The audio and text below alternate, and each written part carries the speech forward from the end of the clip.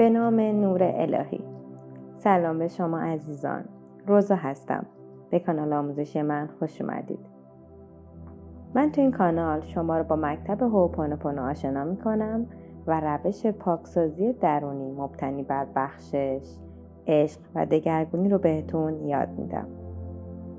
تو این ویدیو قصد دارم داده و برنامه رو براتون شرح بدم و بهتون بگم داده ها دقیقاً شامل چه چیزهایی میشن. پس با من همراه باشید.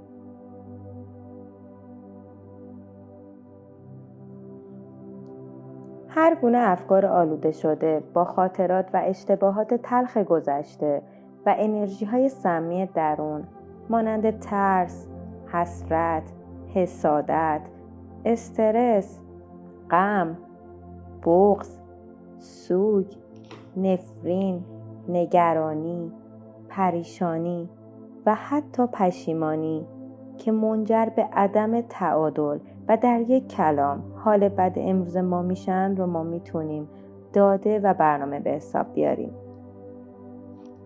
با چند تا مثال بیشتر براتون توضیح میدم. فرض کنید در یک خیابون شلوغ دارین رانندگی میکنید و ناگهان یه نفر با ماشین میپیچه جلوتون. عصبانی میشین و فریاد میزنین.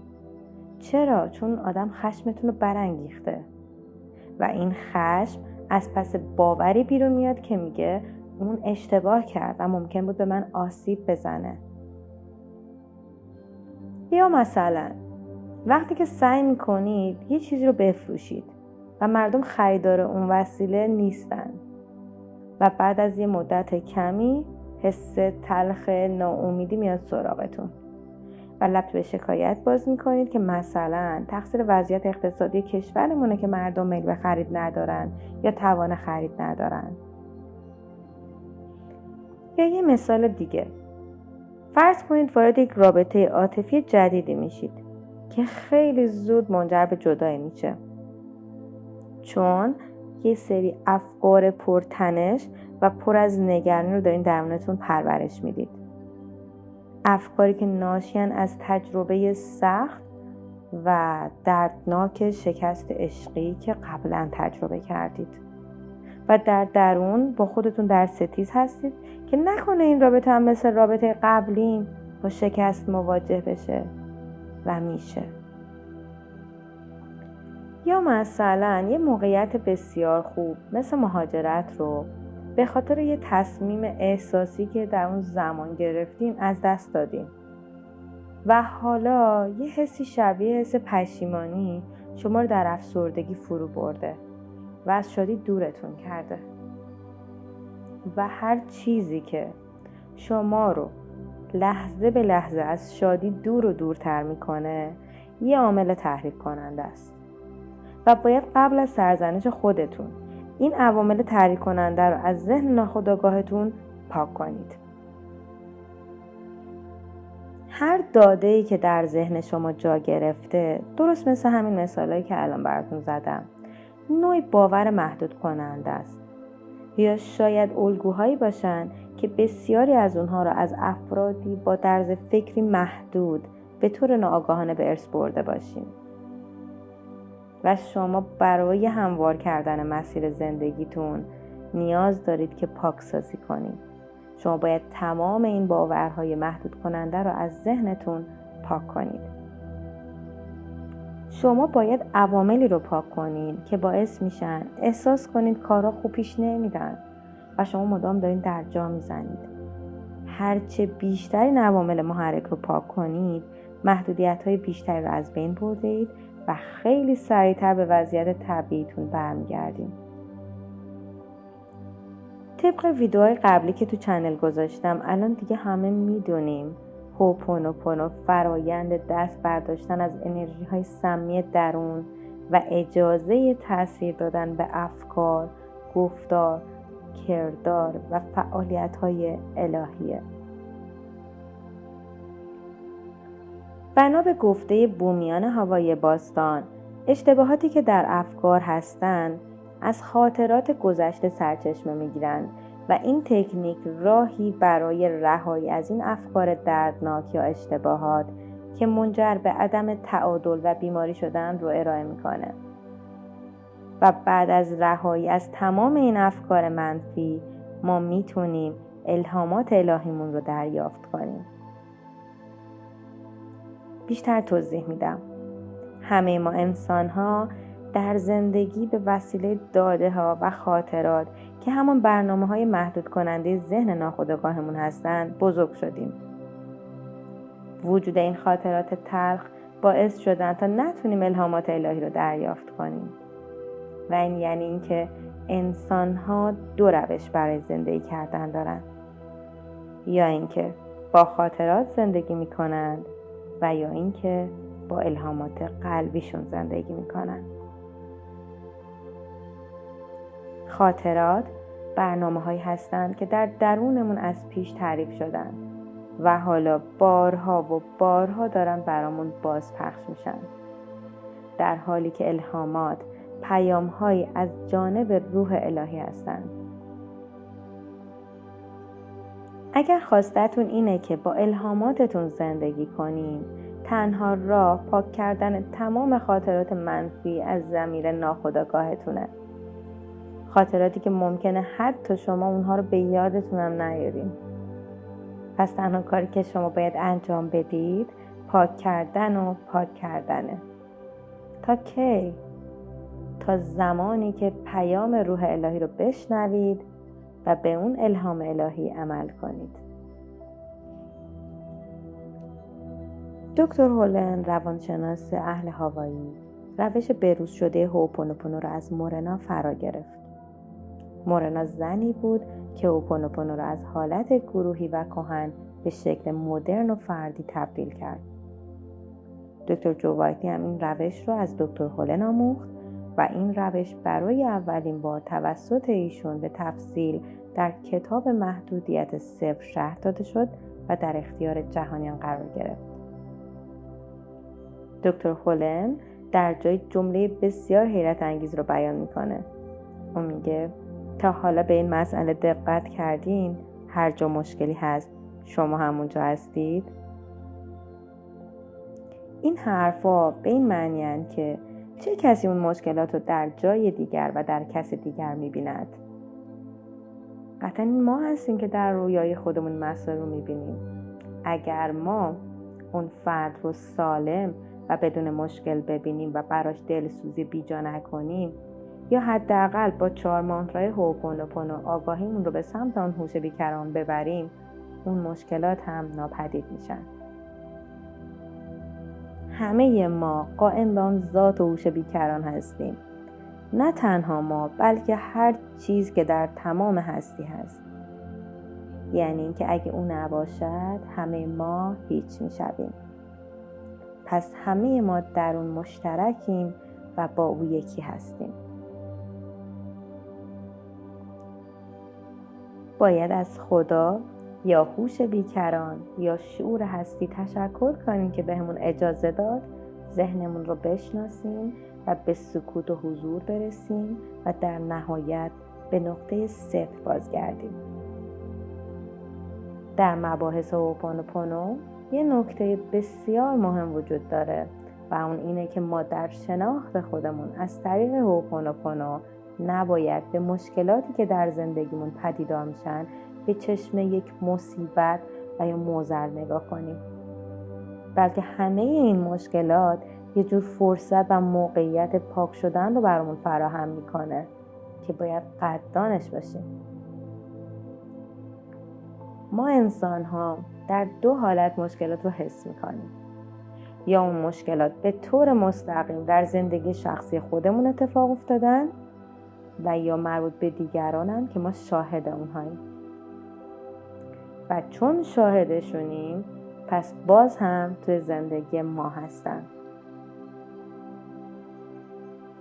ما دیگه الان میدونیم که مشکلات فقط بازپخش خاطرات گذشته هستن و به همین علت برای ما تکرار میشن. یعنی اینکه تا زمانی که تاثیر روانی یک خاطره رو از ذهنمون پاک نکنیم، مشابه اون اتفاق در زندگی ما تکرار میشه و مدام اون احساس تلخ رو تجربه خواهیم کرد.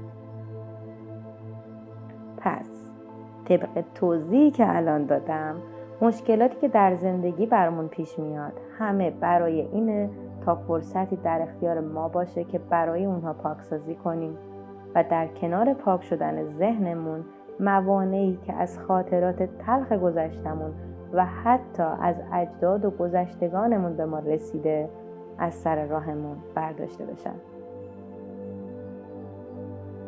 خداوند برای ما فرصتی فراهم کرد تا با این مکتب قدرتمند و روش معجزه‌آسای اون آشنا بشیم و مدام درونمون رو پاک کنیم و شاید شاهد بودن ما در مصیبت‌ها و معضلات دیگران برای این باشه که ما به این تکنیک واقفیم و توانایی این رو داریم که هم درون خودمون رو پاک کنیم و هم به داد اون کسی برسیم که سر راه ما قرار گرفته و در شرایط سختی به سر میبره و از این سنت کهن هم بیخبره.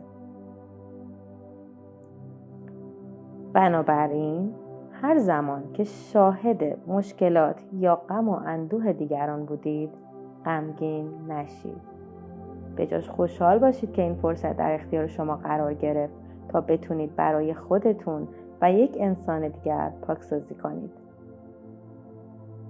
او انتخاب شده تا شما برای حل مشکلش کمک کنید و بی چشم داشت براش پاکسازی کنید تا موانعش پاک بشه و در نتیجه در زمان درست هم خودتون و هم اون فرد به خواسته هایی که در دل دارید برسید. پس هرگز از اینکه مسئولیت 100% یک داده و برنامه رو میپذیرید ناامید و نگران نشید. مطمئن باشید که اگر برای هر مسئله از هوپونوپونو استفاده کنید و به کمک 4 مانترای متاسفم لطفاً مرا ببخش، متشکرم و دوستت دارم درونتون رو پاک کنید، عشق در زندگیتون جاری میشه و میتونید بر اساس الهامات و شهودی که از اون میگیرید عمل کنید و این گونه زندگیتون سرشار از آرامش میشه و هیچ چیز بهتر از عشق و آرامش توامان نیست.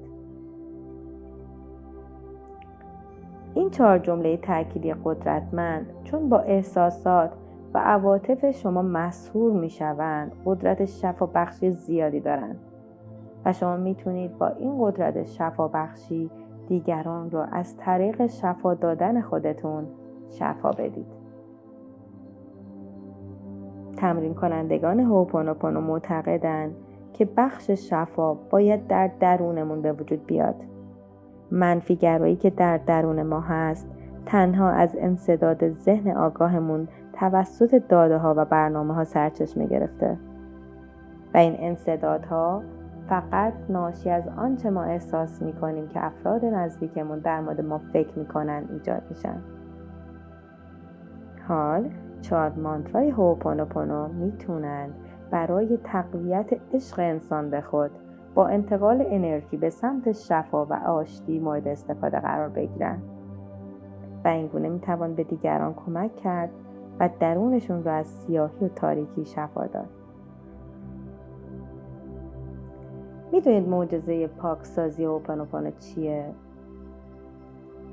با پاک کردن داده های درون، انسان در وضعیت صفر، خالص یا سفید قرار میگیره و آرامشی وصف ناپذیر در وجودش برقرار میشه. وقتی دنیای درونمون در صلح و آرامش باشه، هر آن چیزی که در دنیای بیرونم هست در صلح و هماهنگی و آرامش ظاهر میشه. البته این رو هم بگم که رسیدن به این مرحله کار چندان راحتی نیست و نمیتونیم انتظار داشته باشیم که با چند بار تکرار کردن تمرینات هوپونوپونو به چنین حالتی دست پیدا کنیم. اولین قدم در این مسیر اینه که مفهوم مسئولیت پذیری 100% رو به معنی واقعی درک کنیم که تو ویدیوی قبلی دربارش مفصل حرف زدم و میتونید از پلیلیست آموزش هوپونوپونو مشاهدهش کنید. در این حالت دیگه به دنبال مقصر نمیگردیم، فقط مسئولیت اتفاقات رو پذیرفته و به درون خودمون رجوع میکنیم، درست همون جایی که داده هایی دور از چشم ما جا خوش کردند و باعث وقوع این اتفاقات شدند.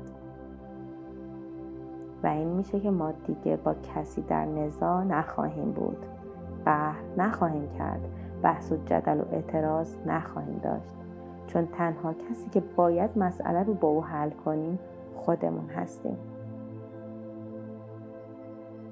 هوپونوپونو فرض میکنه که هر چیزی که ما به عنوان واقعیت میدونیم به صورت جداگانه توسط ذهن خودمون تجربه میشن. هر چیزی که احساس میکنیم، میشنویم، میبینیم و حتی چیزها یا افرادی که میشناسیم تحت تاثیر خود درونی ما هستند. به این ترتیب همه چیز در اطرافمون شامل مشارکت ما میشن. آیا دقت کردیم که خودمون اغلب میتونیم بدترین دشمنان خودمون باشیم؟ چون هر فکر میتونه مکانیزمی رو فعال کنه که دنیایی هرچند توهمی از مشکلات رو در ذهنمون بازآفرینی کنه و به عبارتی خط تولید داده‌های جدید رو در درونمون راه اندازی کنه. و به همین دلیلی که این تکنیک میگه خود ما مسئول آنچه که فکر میکنیم و یا احساس میکنیم هستیم. و با این دیدگاه مسئولیت پذیر رو در خودمون شکل میدیم و عمل پاکسازی رو برای تمام این افکار آلوده شده و انرژی های سمی به کار میگیریم. این کار با این درک انجام میشه که اون چه برای ما اتفاق میفته اهمیتی نداره، اما اون چه که انجام میدهیم واقعا مهمه. اگر ذهن و افکار شما برای شما مشکل ایجاد کردن، این جملات تأکیدی نیز قادر به حل اون مسائل هستند. به طور خلاصه میتونیم اینگونه بگیم که هوپونوپونو یک فرایند حل مسئله است که باید کاملا در درون شما اتفاق بیفته و خیلی خوبه که به این حد از آگاهی برسید که در هر موقعیتی چنین روی کردی داشته باشید. به درونتون مراجعه کنید و از خودتون بپرسید که چه چیزی در درون من وجود داره که به صورت این اتفاق در زندگیم پدیدار شده و بعد به خاطر داده هایی که ناخواسته به درونتون راه پیدا کردن و باعث تجلی چنین شرایطی شدن عمیقاً اعلام کنید: متاسفم، لطفاً مرا ببخش، سپاسگزارم و دوستت دارم.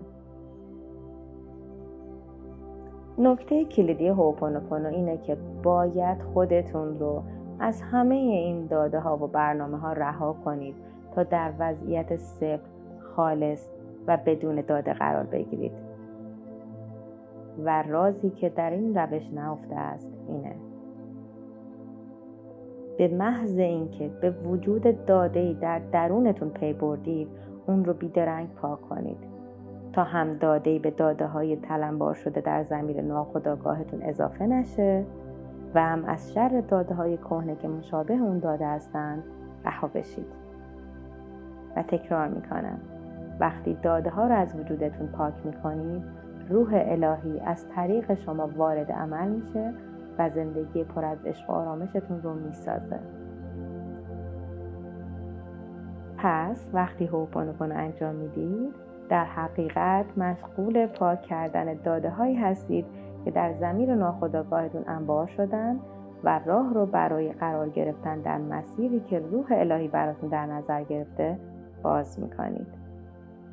هرچه بیشتر پاک کنید، داده ها کمتر میشن و راهنمایی های خود برتر یا ضمیر فراگاهتون بیشتر میشه. همتون رو به نور وجودتون میسپارم. با تشکر، روزا.